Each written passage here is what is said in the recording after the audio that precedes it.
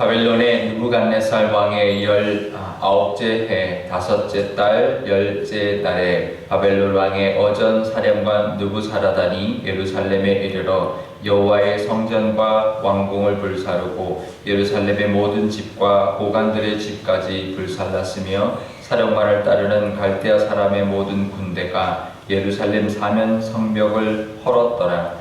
사령관 느부사라단이 백성 중 가난한 자와 성중에 남아있는 백성과 바벨론에게 항복한 자와 무리의 남은 자를 사로잡아 갔고, 가난한 백성은 남겨두어 포도원을 관리하는 자와 농부가 되게 하였더라. 갈대아 사람은 또 여호와의 성전의 두 놋 기둥과 받침들과 여호와의 성전의 놋대야를 깨뜨려 그 놋을 바벨론으로 가져갔고, 가마들과 부삽들과 부집게들과 주발들과 숟가락들과 섬길 때 쓰는 모든 놋그릇을 다 가져갔고, 사령관은 잔들과 화로들과 주발들과 솥들과 솥대들과 숟가락들과 바리들 곧 금으로 만든 물건의 금과 은으로 만든 물건의 은을 가져갔더라. 솔로몬 왕이 여호와의 성전을 위하여 만든 두 기둥과 한 바다와 그 받침 아래에 있는 12놋소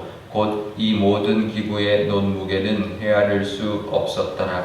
그 기둥은 한 기둥의 높이가 18규빗이요 그 둘레는 12규빗이며 그 속이 비었고 그 두께는 네 손가락 두께이며 기둥 위에 놋머리가 있어 그 높이가 5규빗이요 머리 사면으로 돌아가며 꾸민 망사와 석류가 다 놋이며 또 다른 기둥에도 이런 모든 것과 석류가 있었더라. 그 사면에 있는 석류는 96개요 그 기둥에 둘린 그물 위에 있는 석류는 도합이 100개이었더라.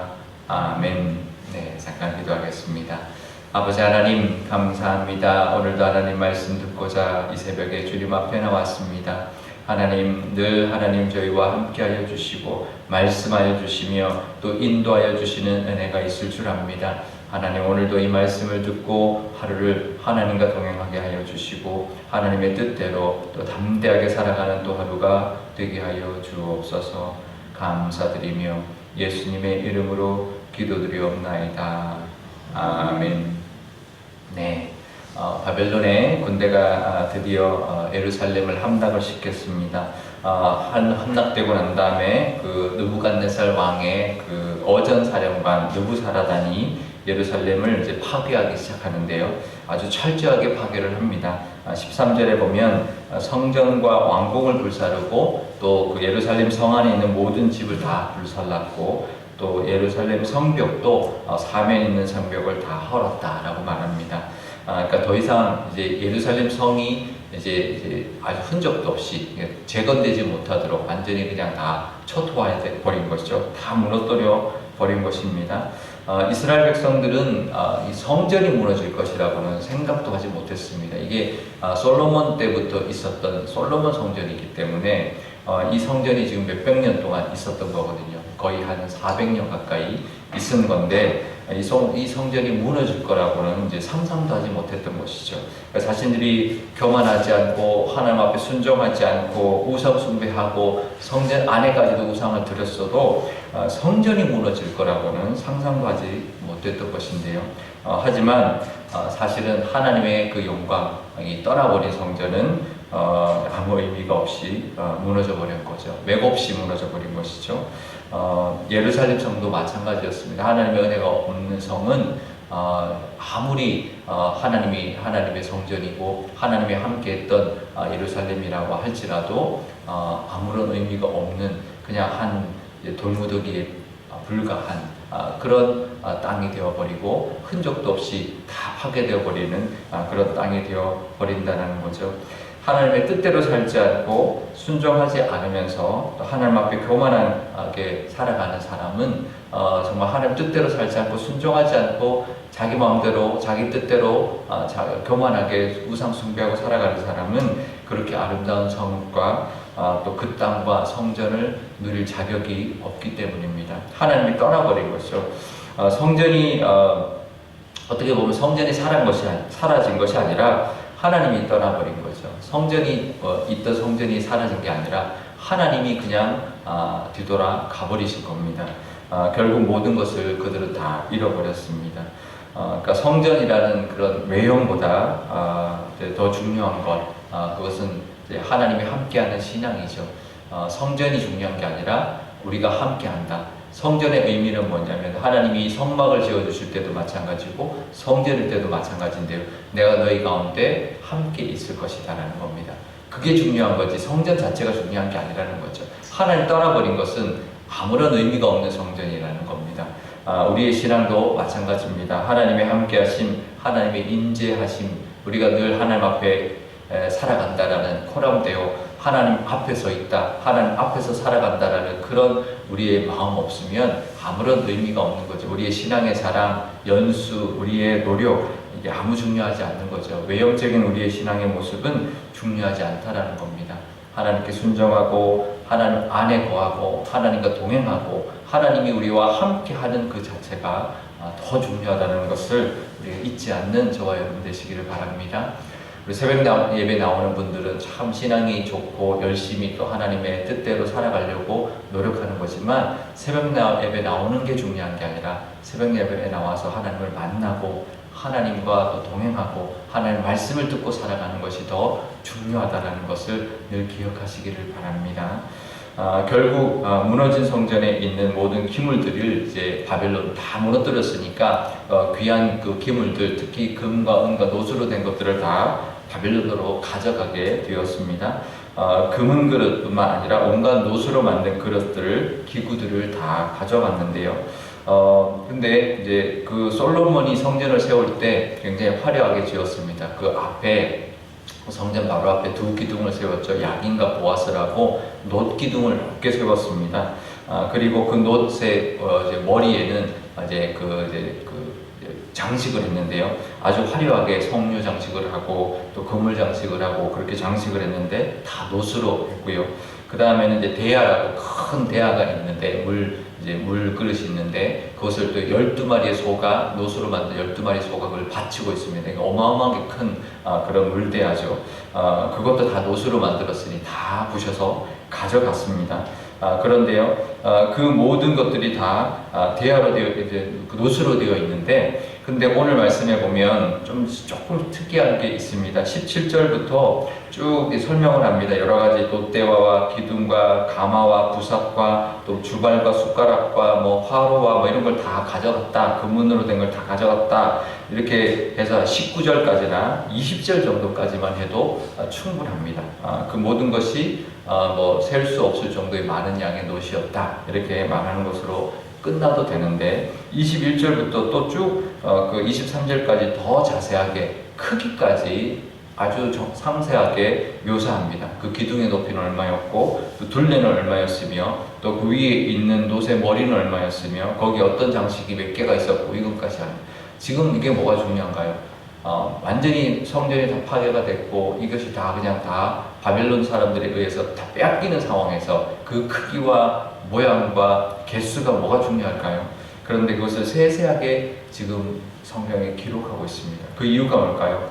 이렇게 성전의 이런 기구들, 이런 모습들, 이런 기둥들, 이런 장식들 다윗이 그렇게도 원해서 짓고 싶었던 성전이었고 그렇게 잘 준비해서 만들어진 성전이었고 솔로몬이 정말 정성을 다하여 아름답게 만든 그런 성전이었지만 그렇게도 소중한 것들이 불순종과 교만으로 다 그냥 사라져 버린다는 거죠.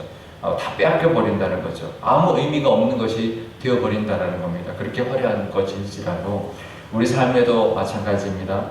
하나님께서 아름답게 만들어 주신 수많은 것들이 우리에게도 있을 텐데요. 그것을 소중히 여길 줄 알아야 된다는 거죠.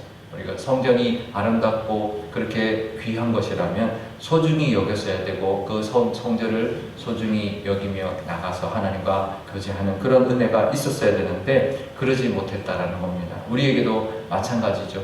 우리 하나님 주신 아름다운 것들, 소중한 것들이 우리에게 많이 있습니다. 하나님의 뜻 안에 잘 간직해야 되고요.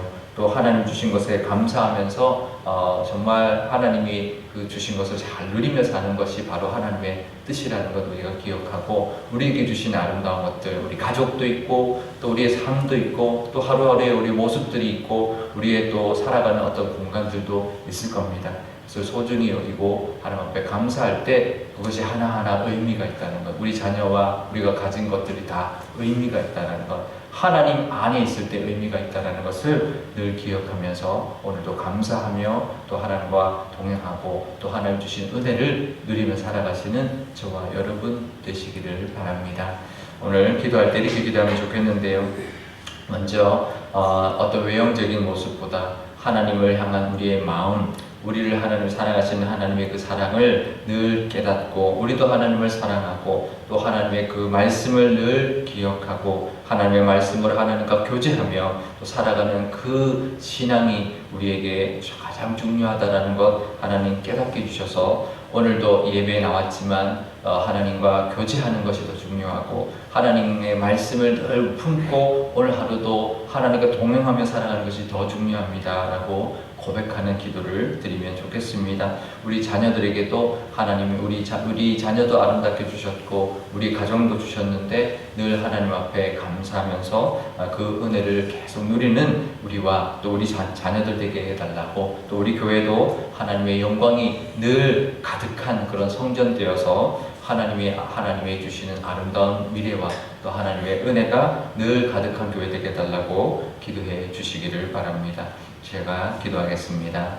아버지 하나님 드디어 하나님 예루살렘이 함락당하고 그 예루살렘에 있는 모든 것들이 다 초토화되어 버리고 황폐화되어 버렸습니다. 성전 그 아름다운 그런 왕궁도 하나님 아름답게 지어진 성전도 다 불타버리고 그 안에 있는 모든 기물들을 하나님 다 하나도 빼지 않고 바빌론으로 하나님 다 빼앗겨 버렸습니다. 하나님 그렇게도 다윗이 정말 짓고 싶어서 공을 들여서 지었고 솔로몬이 화려하게 지었던 그 모든 것들이 정말 아무런 의미 없이 그냥 돈덩어리로 금덩어리로 은덩어리로 하나님 다 팔려가 버리고 다 빼앗겨 버렸습니다. 하나님 우리 삶 속에서도 하나님이 소중하게 우리에게 주신 그 은혜를 누리며 살아가게 하여 주시고 감사하며 살아가게 하여 주시고 소중히 여기며 살아갈 수 있는 저희들 되게 하여 주옵소서. 우리의 외형적인 것을 하나님 우리의 어떤 연수나 우리의 어떤 겉모습을 자랑할 것이 아니라 하나님 우리의 내면 가운데 하나님을 의지하는 삶,